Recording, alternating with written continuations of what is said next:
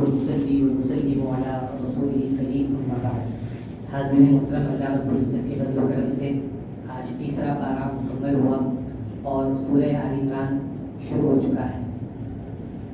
جہاں سے ہم نے تلاوت کا آغاز کیا اس کے بالکل ابتدا میں اللہ سبحانہ و تعالیٰ یہ ارشاد فرماتا ہے وَمِنَ النَّاسِ مَن يَشْرِي نَفْسَهُ ابْتِغَاءَ مَرْضَاتِ اللَّهِ وَاللَّهُ رَءُوفٌ بِالْعِبَادِ، کہ لوگوں میں سے بعض وہ لوگ بھی ہیں جو صرف اور صرف اللہ کو راضی کرنے کے لیے اپنی جان کو قربان کر دیتے ہیں، اور اللہ تعالیٰ اپنے بندوں پر رحم کرنے والا، نرمی کرنے والا ہے. اس کے تحت جو سبق آموز واقعہ ہم کو ملتا ہے، مفسرین اس کے تحت بیان کرتے ہیں کہ ایک صحابی رسول تھے حضرت صہیب رومی رضی اللہ تعالیٰ عنہ. ان کو جب علم ہوا کہ رسول اللہ صلی اللہ علیہ وسلم مکہ مکرمہ چھوڑ کر ہجرت کر کے مدینہ منورہ چلے گئے ہیں، تو یہ جیسے ہی ان کو پتا چلا یہ بھی نکلے ہجرت کرنے کے لیے، تو ان کے پاس مال وغیرہ کافی مقدار میں تھا. کفار مکہ ان کو رستے میں آ کر گھیر لیے کہ صہیب جس وقت تم آئے تھے تمہارے پاس کچھ بھی نہیں تھا، اتنا سارا مال وغیرہ آپ رکھ کر کہاں جا رہے ہو. دونوں جو ہے فوری حضرت صہیب ان سے کہنے لگے کہ تم میرے قریب نہیں آ سکتے، جب تک میرے پاس تیر ہے میں تیر چلاتا رہوں گا اور اس وقت تک تم میرے قریب نہیں آ سکتے. میرے پاس تلوار ہے میں تم سے لڑتا رہوں گا، اس وقت تک تم میرے قریب نہیں آ سکتے. البتہ یہ ہو سکتا ہے کہ جو ہے مکہ مکرمہ میں میرا جو کچھ مال ہے، جتنا کچھ مال ہے وہ کہاں پر جو ہے مدفون ہے، میں تم کو بتاتا ہوں، جاؤ اور وہ مال لے لو اور رسول اللہ کی طرف جو جانے کا میرا راستہ ہے وہ میرے لیے خالی کر دو، وہ میرے لیے چھوڑ دو. تو وہ لوگ راضی ہو گئے، راضی ہو کے مال لینے کے لیے چلے گئے. یہ رسول اللہ صلی اللہ علیہ وسلم کی بارگاہ میں پہنچے. اب آپ دیکھیے یہ رسول اللہ کی بارگاہ میں پہنچے، اپنی زبان سے انہوں نے ایک لفظ تک نہیں کہا. حضور پاک صلی اللہ علیہ وسلم کو دیکھتے ہی فرماتے ہیں رَبِّحَ صُہَیْبٌ رَبِّحَ صُہَیْبٌ رَبِّحَ صُہَیْبٌ. تین مرتبہ فرمائے صہیب تم نے بہت ہی نفع بخش سودا کیا ہے، صہیب تم نے بہت ہی نفع بخش سودا کیا ہے، صہیب تم نے بہت ہی نفع بخش سودا کیا ہے. حضور فرمائے اپنی زبان سے کچھ بھی نہیں بولے تھے، حضور نے ڈائریکٹ فرمایا. وہ سودا کیا تھا، وہ تجارت کیا تھی کہ یہ جانے سے پہلے وہ آیتیں نازل ہو چکی تھی وہاں پر کہ اے حبیب آپ کے صحابہ میں وہ لوگ بھی موجود ہیں جو صرف اللہ کو راضی کرنے کے لیے اپنا جان مال تن دھن من سب کچھ قربان کر دیتے ہیں. انہی میں سے ایک صہیب ہے. یہ آیتیں نازل ہو چکی تھی، یہ یہاں سے گئے وہاں سے وہ آیتیں نازل ہوگی. تو حضور فرمائے کہ تمہاری تجارت بہت ہی نفع بخش ہوئی بول کے فرمائے. اب تجارت کا مطلب تو یہ ہوتا نا کہ جو ہے اگر ہم کچھ مال دولت پیسہ دے تو اس کے بدلے میں کچھ لے، کچھ حاصل ہو ہم کو. تو حضرت صہیب نے تو اپنا مال دیا تھا، اپنے مال کو قربان کیا تھا. ان کو بدلے میں کیا ملا؟ بدلے میں کوئی چیز نہیں، اللہ کی رضا ان کو حاصل ہوتی ہے. اسی لیے حضور نے فرمایا کہ بہت ہی نفع بخش تجارت تم نے کی ہے. بالکل ابتدا میں یہ آیت اللہ تعالیٰ نے فرمایا. اور پھر جو منتخب آیتیں ہیں اس میں آپ یہ بھی غور کیجئے کہ جیسے احادیث میں آتا ہے کہ رمضان کا جو پہلا عشرہ ہوتا ہے، میں 3-4 آیتیں جو ہے تفسیر کر کے اپنی بات کو ختم کر دوں گا کہ پہلا عشرہ رمضان کا رحمتوں کا ہے. یہ ہم سنتے ہیں بیہقی وغیرہ میں روایت ہے. اول رحمہ حضور فرمائے کہ اس کے پہلے 10 دن رحمت والے ہیں. اب ہم کو یہ سوچنے کی ضرورت ہے اور یہ سمجھنے کی ضرورت ہے کہ اگر رمضان مقدس کے پہلے 10 دن اگر رحمت والے ہیں تو رحمت کو حاصل کرنے کا طریقہ کار کیا ہے، اس کا پروسیس کیا ہے، کن لوگوں کو رحمت نصیب ہوتی ہے، کیسے ہم اللہ سبحانہ و تعالیٰ کی رحمت پانے والے بنتے ہیں. جو آج میں نے آیت تلاوت کی ہے اس میں اللہ تعالیٰ بیان فرماتا ہے کہ ان الذین آمنوا والذین ہاجروا وجاہدوا فی سبیل اللہ اولئک یرجون رحمت اللہ، کہ بے شک کن کو رحمت ملتی ہے، وہ لوگ جو ایمان لاتے ہیں اور ہجرت کرتے ہیں. ہجرت کے 2 معنی ہیں، ایک ہے وطن چھوڑنا، دوسرا ہے گناہوں سے باز آنا، گناہوں کو چھوڑنا. ہجرت کا ایک اور معنی ہے. تو جو لوگ ایمان لاتے ہیں اور جو ہے گناہوں سے دور ہوتے ہیں، گناہوں کو چھوڑتے ہیں اور مجاہدہ کرتے ہیں، اللہ سبحانہ و تعالیٰ فرماتا ہے ایسے لوگ رحمت کے امیدوار ہوتے ہیں. تو رحمت حاصل کرنے کا طریقہ یہ اللہ نے بیان کیا ہے. ہم کو سن کر گزرنا نہیں ہے کہ رمضان کا پہلا عشرہ رحمتوں والا ہے، یہ دیکھنا ہے کہ ہم رحمت پانے والوں میں ہے یا نہیں ہے. وہ پانے کا طریقہ کیا ہے؟ ایمان ہونا. 3 باتیں ہیں، ایمان ہونا، گناہوں سے دوری ہونا اور پھر مجاہدہ ہونا، محنت ہونا، سستی نہیں ہونا، کاہل نہیں ہونا کہ امام صاحب 1.5 پارہ پڑھا رہے ہیں، ہم سے کھڑنا نہیں ہوتا، تھوڑے دن پڑھیں گے پھر چلے جائیں گے. ارے بھائی یہ چھوڑیے، یہ ہم بہت آگے آ چکے ہیں. اس وقت جس کے بارے میں ہم کو خیال بھی نہیں ہوتا کہ یہ کام کر سکتا ہے، وہ لوگ پتہ نہیں کہاں چلے گئے. کتنے ایسے غیر قوم کے لوگ ہیں وہ ریس لگا رہے ہیں، بوڑھے بوڑھے لوگ. اور اب یہ ہمارے اپنے نوجوانوں کو اگر یہ پھر اعتراض ہوتا ہے کہ ہم کر نہیں سکتے، یہ کوئی بات ہی نہیں ہے. میں آپ کو بتاؤں سیدھی سیدھی ایک ہی بات ہے، جس کو پڑھنا ہے انہیں پڑھتا، جس کو نہیں پڑھنا ہے نہیں پڑھتا. اب آپ اس کو 1.5 پارہ بولیے، 1.25 پارہ بولیے، آدھا پارہ بولیے، کچھ بھی ہو. کتنا خود کھاتے آپ بتائیے، 3 پارے بولیے، کچھ بھی ہو. تو یہ اللہ نے بیان کیا کہ ہر ایک کو رحمت نہیں ملتی. جس کے پاس ایمان ہوتا ہے اور جو گناہوں سے دور رہتا ہے اور جو مجاہدہ کرتا ہے، محنت کرتا ہے، مشقت کرتا ہے، اس کو رحمت ملتی ہے. قرآن نے پروسیس بیان کیا. مغفرت کا بھی ایسا ہی ہے. انشاءاللہ آگے جب آیتیں آئیں گی آپ کو بتایا جائے.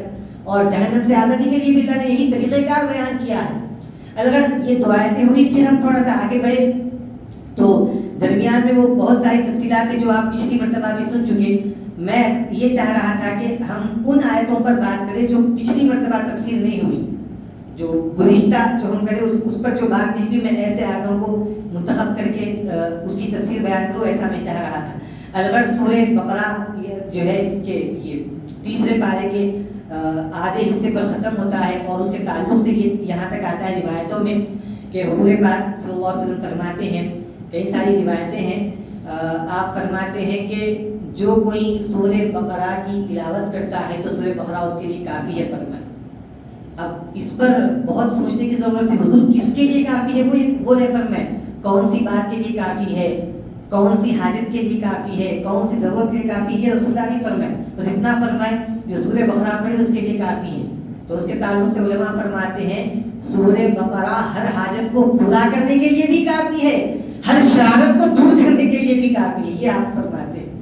تو ہر حاجت بھی اس کے ذریعے پوری ہوتی ہے اور ہر شرارت بھی، ہر کراہت والی چیز، ہر وہ چیز جو ہماری زندگیوں میں کسی آفت کو، کسی مصیبت کو لاتی ہے وہ دور ہوتی ہے. اور فرمائے روایتوں میں ہے کہ اس کی جو آخر کی 2 آیتیں ہیں آمن الرسول سے لے کر کافرین تک، یہ جو 2 آیتیں ہیں اس کے تعلق سے حضور فرماتے ہیں جو کوئی عشاء کے بعد یہ 2 آیتیں پڑھتا ہے تو وہ ایسے شخص کی طرح ہے گویا کہ اس نے تہجد کا اہتمام کیا، گویا کہ اس نے قیام اللیل کا اہتمام کیا. یہ بڑی بڑی تفسیروں کی باتیں سنا رہا ہوں میں آپ کو، یہ کوئی معمولی بات نہیں.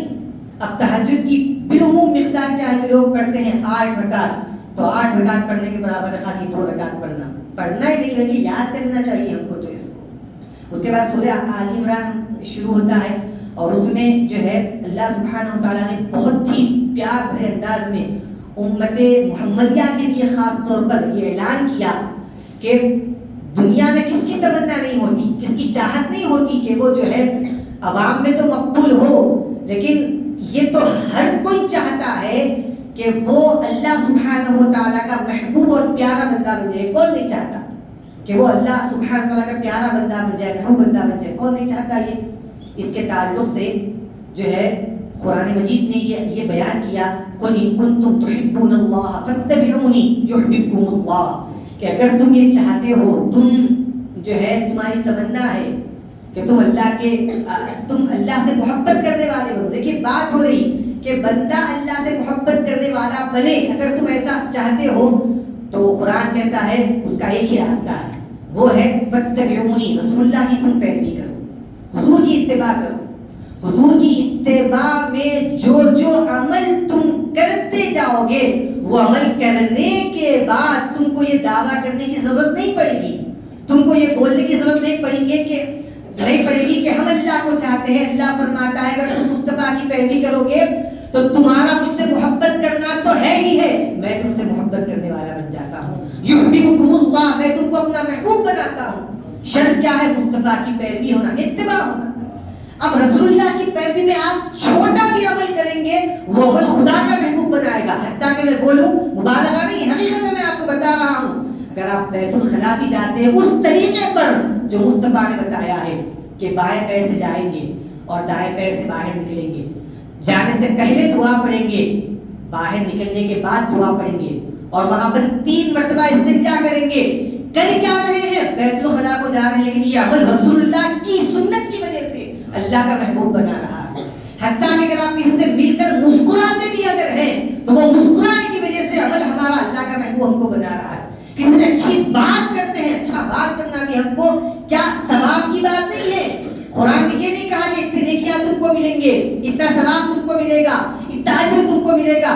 آپ یہ چیزوں کو غور کریں، یہ ہمارے معاشرے سے دور ہوتی جا رہی ہے. لوگ بیٹھ کر پانی پینا بھول چکے ہیں، اچھے اخلاق سے ملنا بھول چکے ہیں، سلام کرنا چھوڑ چکے ہیں. ہاں کیا کہتے ہیں، بہت ساری چیزیں ہیں، چپل جما کے چھوڑنا، یہ سب کچھ دور ہوتے جا رہا ہے. حالانکہ ہم کو اندازہ ہی نہیں ہے کہ یہ چھوٹا عمل ہے، لیکن کرنے کی وجہ سے مل کیا رہا ہے، ثواب حسنات تو الگ. اللہ کے محبوب ہم بن رہے ہیں، خدا کے محبوب ہم بن رہے ہیں. اللہ اکبر.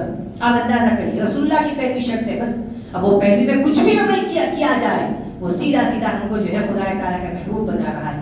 یہ پروسیس ہے، یہ طریقہ کار ہے جو ہم کو سمجھنے کی ضرورت ہے.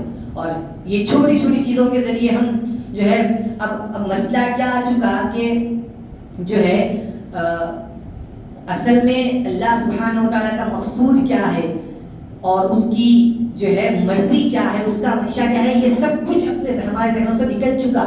اب ایک مسلمان کے تصور میں کیا ہے، اسلام بولے تو نماز پڑھ لینا بس، رمضان آیا روزہ رکھ لینا، یہ چل رہا ہے. نہیں، ایسا ہے نہیں، یہ بالکل غلط ہے.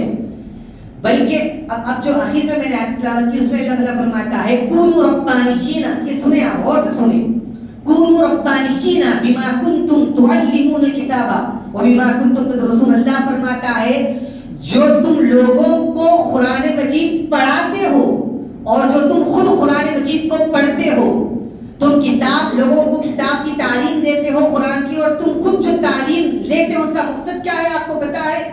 اللہ نے یہ نہیں کہا کہ نماز پڑھ کے گزر جانا، روزہ رکھ کے گزر جانا، زکات دے کے گزر جانا. اللہ فرماتا ہے کونوا ربانیین. کتاب پڑھنے پڑھانے کا مقصد یہ کہ تم اللہ والے بنو. یہ قرآن کہتا ہے. ربانی کی کیسے الفاظ ہے اور یہ پتہ ہی نہیں لوگوں کو. آج اللہ والے کہے تو عام مسلمان کہتا ہے ارے بھائی وہ اللہ کی گائے بننا پڑے گا، وہ تو اللہ کی گئی ہے، اس کا تعلق تو صرف مسجد سے ہے، مدرسے سے ہے. مذاق بنا چکے ہیں. اللہ پورے قرآن پڑھنے کا مقصد بیان فرما رہا ہے کہ تم کو اللہ والے بننا ہے، ربانی بننا ہے.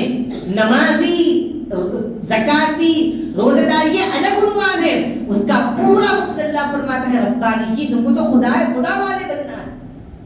کیسے بننا ہے؟ کتاب پڑھ کے، کتاب پڑھا کے.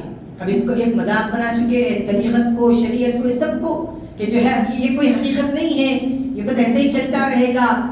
نماز پڑھ لو کافی ہے. یہ آپ بول رہے ہیں، قرآن کی بولی تو یہ ہے کونوا ربانیین. تو میں آپ کو بتا رہا ہوں کہ آپ دین کے تصور کو سمجھیں. دین کا کانسیپٹ کیا ہے. صرف نماز پڑھ کے گزرنا نہیں، دیندار بننے کے لیے ایمان ہونا ہے، اسلام ہونا ہے، احسان ہونا ہے. یہ تین چیزیں ہونا ہے تب جا کے بندہ دیندار بنتا ہے. احسان یہ سب کچھ ہے حدیث میں بیان کیا گیا. تفصیلات بہت ساری ہیں، میں 3-4 آیتیں صرف آپ کے سامنے رکھا ہوں. الغرض گزارش یہ ہے کہ جتنا ہو سکے خیر کی طرف آئے، بھلائی کی طرف ہے، رسول اللہ کی سنتوں کی طرف آئے.